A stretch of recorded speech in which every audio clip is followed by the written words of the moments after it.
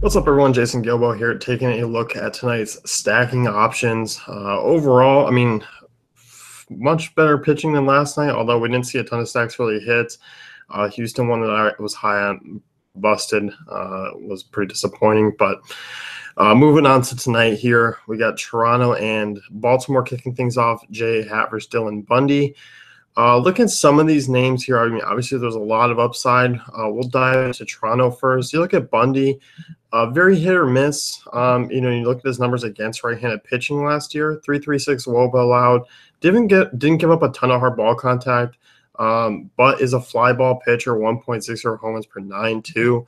I wouldn't be opposed to using a stack here. I mean, I think FanDuel is a little bit more in play than I think DraftKings is, because if you look at the Toronto prices, Devin Travis 2,400, Josh Donaldson 3.9, Jose Bautista 3.4, and Kendrys Morales 2.9.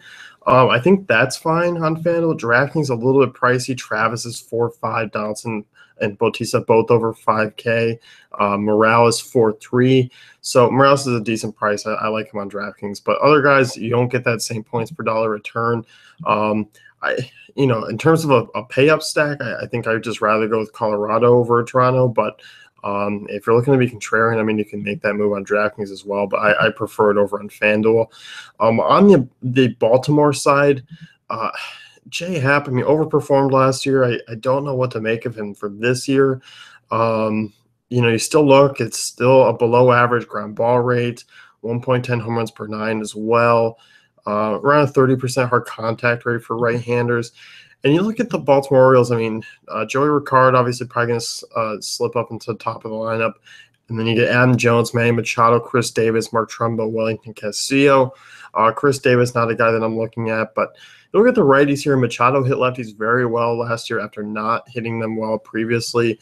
Adam Jones just seems to kind of go a year on and off with hitting lefties well. Mark Trumbo was god-awful against lefties last season.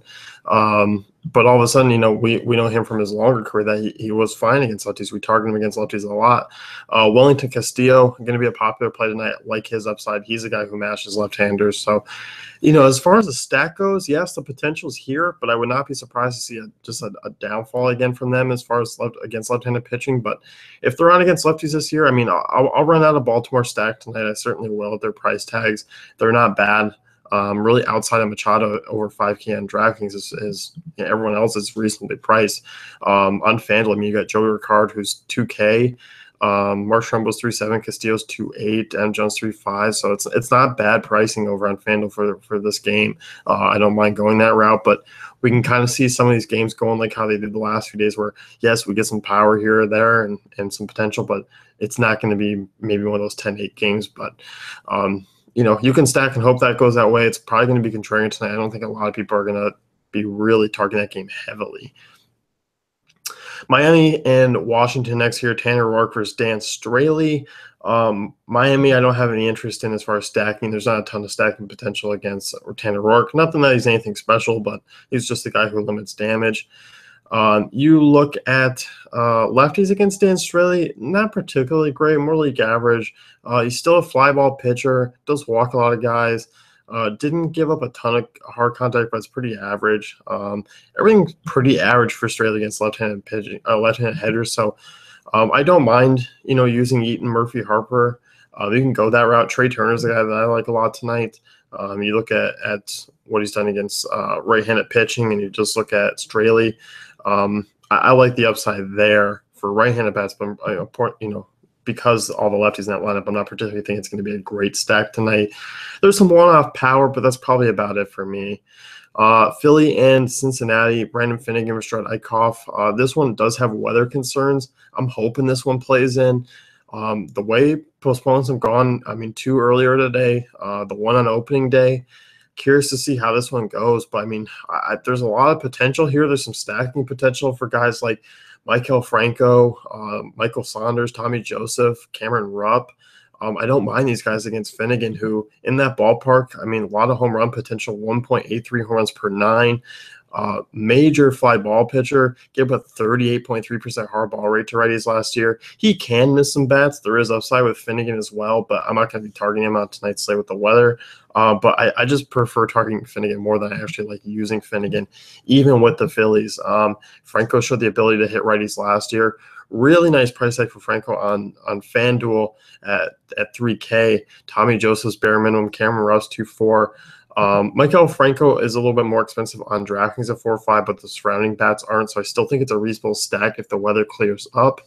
If you look at Eichhoff, this is a guy who does struggle against lefties, 1.59 home runs per nine last year, another low ground ball rate, 3.47 WOBA allowed. With that being said, I mean, Billy Hamilton, Scott Schebler is interesting, Joey Votto. I still don't mind mixing in Adam Duvall and Jose Peraza. Peraza with a nice opening day game. You know, we got some speed there. We got Votto and Duvall who got the power. So both those team totals over 4.5. It's just a matter of if the weather clears out in time. Atlanta and New York. Atlanta, no thank you. No stacking for me against Jacob deGrom. You look at the Mets side of things. You look at Bartolo Colon. You know, the weaknesses against lefties was there last year. 37% hard ball rate, 3.35 WOBA allowed, 1.72 home runs per nine. So certainly you can give the lefties a look here. You know, as Drupal Cabrera, Strong, Curtis Granderson, Neil Walker, Jay Bruce, Lucas Duda all have upside. I think it's just more one-offs for me. I like Cabrera probably the most. I don't mind Lucas Duda as well. The only disappointing thing is the lineup spot with him. So I think Cabrera is probably my favorite. Everyone else is very boomer bust, and this is probably a very boomer bust stack. So I prefer just kind of going one-offs from here. Yankees and Rays, Alex Cobb versus Michael Pineda. I just talked about Pineda on the pitcher pod. So if you're coming over from that or going to that, listen, there's two sides of the coin with this guy. You look at Pineda, I mean, could be a complete blow-up guy tonight, or could just be a guy who strikes out double digits. So if we're talking stacks, yeah, get some exposure here to the Rays if you want. I think the upside's there, as with both guys. So you look at Pineda, I mean, 29% strikeout rate against lefties last year, but also did give up a 3.43 WOBA, 36% hard ball rate. Home runs were an issue. And you look at Tampa Bay, I mean, they had top 5 ISO against right-handed pitching last year. It was about par with Colorado. So guys like Dickerson, guys like Kiermaier, Brad Miller, Logan Morrison, I mean, there's some power from the left side here. So it's going to be another boomer bust one. I know the Trop's not the best. I think this was in Yankee Stadium. We'd be giving them a monster bump. That's not the case, but you know what? Cheap exposure here. So if you want to stack and you still want some really good pitching to go with it, let's look at all these guys here. Outside of Brad Miller, everyone's under 3,500 on DraftKings, and Brad Miller's only 36. So, you know, if you're looking to stack some Rays and get some good high upside pitching as well, I'm not going to knock that in a tournament at all. Yankees, I'm not really looking to stack here against Cobb. Cobb's not anything special, but he's not a guy that I'm really looking to pick on either. Yankees offense really hasn't impressed me too much. I just don't like the stacking ability. With Gardner leading off, I don't like Ellsbury hitting 5. We've been getting these random games from 7, 8, 9 guys. Holiday, Bird, Sanchez, sure, you can maybe do a 2, 3, 4 stack with them, but that's about it for me. Pittsburgh and Boston, Pirates, I'm not really looking to stack. Yes, Sale has had some blow-ups before. Some of them have come against the Twins. He's probably lucky to get out of the AL Central. Doesn't have to see them anymore. Pirates were top 10 in WOBA against lefties last year, but they're also bottom 10 in ISO. We're top 5 in strikeout rate. So they're going to roll out some lefties or some righties tonight. I mean, you're probably going to get Greg Blanco. And I'm curious to see if they bring up Mercer. He should be up there hitting first tonight. But I'm not really looking at anyone there as far as a stack goes. Boston side, you can stack the front 4 against Talion. He doesn't miss a ton of bats. It is a talented right-handed arm, but nothing that I'm really just getting excited about to really use him this year. There isn't a ton of strikeout upside out of him. So given the fact that Pedroia, Mookie Betts, they don't strike out at all. Hanley, I mean, if you're going to put around the plate, I know we like to target him against lefties, but this dude, you know, mashed at home last year. Benintendi already showing some upside early on the season, so I definitely don't mind the front 4 there. Cleveland, Texas next. Good hitting environment for these guys. Wind blowing out, it looks like, over 10 miles per hour. Cole Hamels, Danny Salazar, 2 talented names. In terms of stacking, I don't like Cleveland's prices. I think they're way too expensive. You can make the case for Texas bats as a stack because they're all below 4,500 on DraftKings. They're still averagely priced on FanDuel. So I'm not really looking to stack either of these two teams. Seattle and Houston, Charlie Morton versus James Paxton. Talked about these two guys as being viable GPP arms tonight, but also they're another one where you can see two sides of the coin. I'm probably going to be much more intrigued to stack. I want to say Seattle here because I like Morton. I like the lefties against Morton. I also like Cruz.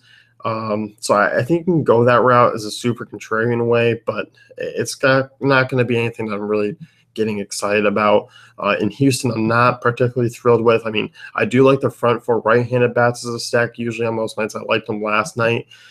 You can go back to the well there, but we're going to get to a game here where I like basically the next two games where I like the stacks a little bit more. So Colorado and Milwaukee, Willie Peralta versus Tyler Chatwood.